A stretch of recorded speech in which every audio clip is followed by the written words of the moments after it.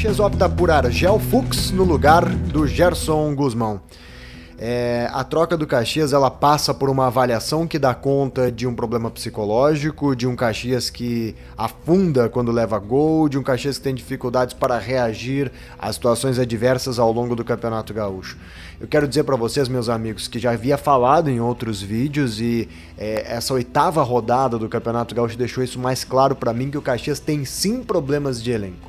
O Caxias tem problemas de qualidade. O Gerson hoje, contra o São José, até tentou marcar um pouquinho mais alto ali nos primeiros 15 minutos, mas aí vieram uma sequência de erros de passes, de decisões erradas, um Caxias que joga muito para trás, um Caxias que tem dificuldade para aprofundar, para furar linhas, um Caxias que reflete em campo uma série de dificuldades que não são só psicológicas. E aí acho que a direção do Caxias precisa ter essa avaliação. O Caxias não precisa apenas de um choque de ânimo, isso vai ter com o Argel. Aliás, acho que o Caxias tem uma esperança importante para o Clássico Caju, que é a presença de um treinador mais motivador. Essa parte psicológica ela será recuperada. Se o problema do Caxias fosse de fato, e se for de fato apenas a questão psicológica, se recupera facilmente, inclusive se recupera isso com o jogo, ainda mais um clássico. Se o Caxias for bem no Caju, se empatar, se vencer jogando bem, já recupera a confiança e resolve seus problemas. Mas eu creio piamente que o problema do Caxias vai além disso. Acho que a direção errou na montagem do elenco. Quando o Vitor Feijão é o melhor atacante do Caxias e o é de fato, e inclusive perdeu a vaga de titular, é porque tem problemas. O Caxias precisa encontrar soluções no mercado, e tô falando isso pensando lá na frente, pensando na Série C, pensando na Copa do Brasil. Como diz o Ali, o gauchão serve pra te mostrar o que não serve, e essas primeiras 8 rodadas, pra mim, deixam claro que o Caxias precisa investir no seu elenco. O Caxias piorou em relação a ele próprio no ano passado, e o que mais assusta, né? Pior do que a atuação, pior do que a derrota para o São José é o fato do Caxias estar evoluindo, ou seja, o desempenho do Caxias está piorando jogo a jogo. Tem a ver com o Gerson, claro que tem, ele é um dos responsáveis, mas tem a ver com a qualidade, tem a ver com a direção, e essa avaliação precisa estar presente, sob pena do Caxias continuar errando, e principalmente errando lá na frente, quando vai precisar de qualidade para enfrentar os times da Série C, que investem muito mais do que os times do Campeonato Gaúcho. Se o problema é psicológico, está resolvido com a troca do treinador, mas eu creio que o problema vai além da psicologia, vai além do querer. O problema do Caxias passa por bola, por jogar futebol, por capacidades individuais de drible, de chute, de conclusão, que o Caxias tinha mais no time do ano passado e que, na minha opinião, não conseguiu sequer repor a altura, quanto mais qualificar, que era a nossa expectativa, que o Caxias desse ano fosse melhor do que o Caxias do ano passado. Parece que o fato de todo ano, né, ter que montar um time em algum momento ia dar problema, e o Caxias esse ano me parece que montou mal o seu time. Tá em tempo de corrigir, vai ter a troca do comando, que vai nos dar também indícios em relação a isso, e eu até tive bastante paciência para chegar a essa conclusão. Eu tinha essa impressão, falei em outros vídeos aqui, que acreditava que o Caxias precisava mais de qualidade do que de parte anímica. Fiquei esperando por mais alguns jogos para ter essa avaliação de forma mais correta, e está claro, né? Todos os times que vêm ao Centenário mais fechados e ainda que tenham 1 ou 2 chances de gol, fazem gol no Caxias. Vencem o Caxias dentro do estádio Centenário em 1 ou 2 oportunidades. Isso é problema, isso não é só treinador, isso é questão de qualidade também, né? Bola aérea, essas coisas que se repetem e se repetem. O Gerson tentou corrigir e tirava jogador e colocava jogador de volta. Enfim, eu imagino seriamente, na minha modesta avaliação, que o Caxias precisa evoluir na questão de qualidade. Tudo o que aconteceu no jogo do Juventude em Juí pode sair como previsível. Era exatamente aquilo que a gente imaginava. Primeiro, o Juventude poupando muitos titulares. Era natural que no segundo tempo a qualidade fosse cair um pouco, porque se tu já está poupando titulares, tu vai começar com alguns reservas, certo? Só que no segundo tempo tu vai precisar trocar e tu vai ter que fazer as 5 trocas, até pela questão do desgaste da sequência de jogos, e aí vão entrar quem? Os reservas dos reservas, que no caso do Juventude são jogadores que estavam há muito tempo sem jogar.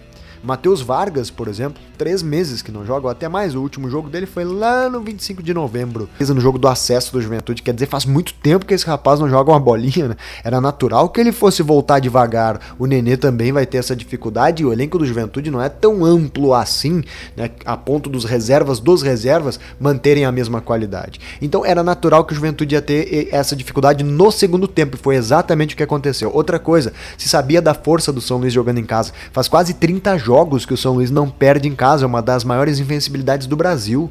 O São Luís é bicampeão da Copinha muito pela força que tem no 19 de outubro, eliminou o Juventude ano passado da Copa do Brasil no 19 de outubro, e esse ano, assim, faz uma campanha que não tem muitas vitórias, mas não perde pra ninguém. O São Luís não perde em casa, não perdeu pro Inter, não perdeu pro Grêmio, inclusive fora de casa, ou seja, era difícil enfrentar o São Luís, e foi o que aconteceu. O placar saiu justo, né, o empate, até os erros da arbitragem deu empate, né, porque nos erros da arbitragem deu empate, porque teve um gol mal anulado do São Luís, mas teve 2 lances de impedimento do Rildo no primeiro tempo, que foram, assim, erros crassos do Bandeira, e o Rildo ia entrar cara a cara com o goleiro 2 vezes, e o Bandeira deu 2 impedimentos que, de fato, não existiram, ou seja, até nisso deu empate o jogo lá, né, em Juí. E repito, era de se esperar, foi tudo dentro do normal. A dificuldade de enfrentar o São Luís no 19 de outubro, o fato do Juventude estar poupando titulares, a queda de rendimento no segundo tempo, e vou além, o Juventude tem muita qualidade, e é só por isso que o Juventude fez um bom primeiro tempo, com o Luiz Oyama, com o Jean Carlos, com Mandaca, né? E principalmente esse trio de meio campo fez o Juventude jogar bola no primeiro tempo.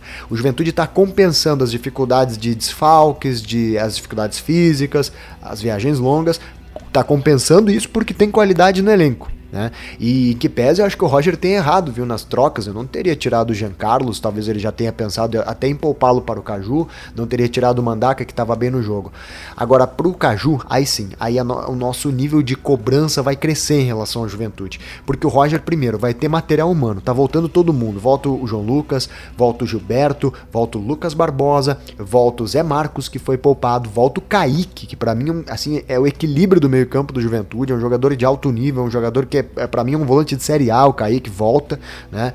Então volta o Gilberto pra dentro da área, que é uma referência, cara experientíssimo, tá sempre ali incomodando, daqui a pouco se a bola sobrar ele faz gol. São jogadores de nível de Série A que voltam pro time do Juventude no Caju e voltam descansados.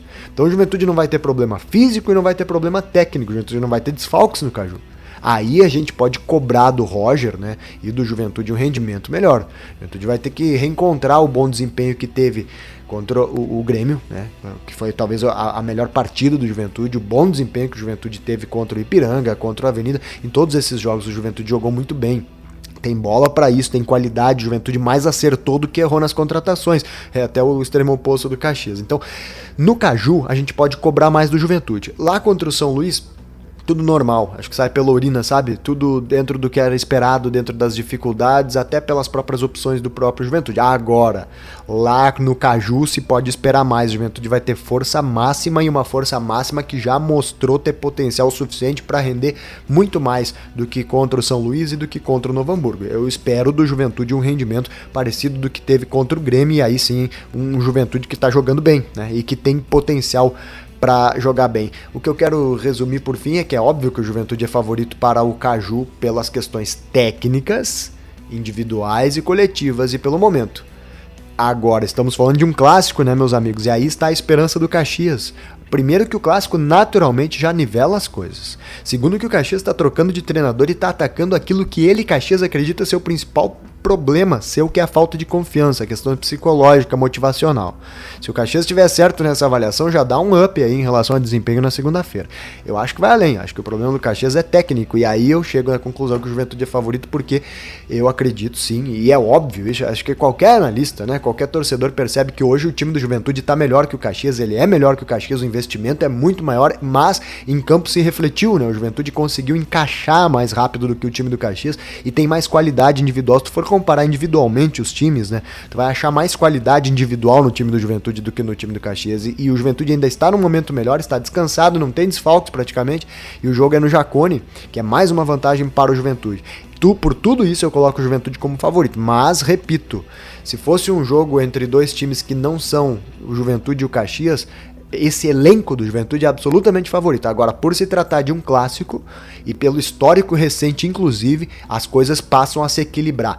Não extremamente, né? Não é um jogo extremamente equilibrado, não fica em cima do muro, é óbvio. Acho que qualquer pessoa sabe que o Juventude, nesse momento, tá muito melhor que o Caxias tecnicamente, e tá melhor psicologicamente também. né? Tá mais descansado, tá melhor fisicamente, não tem desfalques. O Caxias perdeu o Emerson Martins no jogo de hoje, perdeu o Joel Pantera, suspenso. O Álvaro é uma dúvida, provavelmente não joga, e o Galvão com certeza tá fora. O Marcelo é dúvida, o Caxias tá cheio de problemas. O Dirceu, né, fora pro resto da temporada, o Vitor Golas, que tinha assumido a titularidade, fora pro resto da temporada. O Caxias tem muito mais problema, né? E tem um trabalho do zero, né, do Argel para fazer. Então é óbvio que o Juventude nesse momento é favorito, mas o Clássico equilibra as coisas. É a minha opinião sobre ao fim, né, dessa 8ª rodada aí que custou o emprego do Gerson Guzmão, que infelizmente não chegou em 2024 nem perto do que fez em 2023. Se inscreve aqui no canal. Sábado tem programa especial do Caju lá na Felsen ao vivo às 7h30 e segunda-feira transmissão do Clássico aqui na Sport Serra. Tamo junto. Valeu.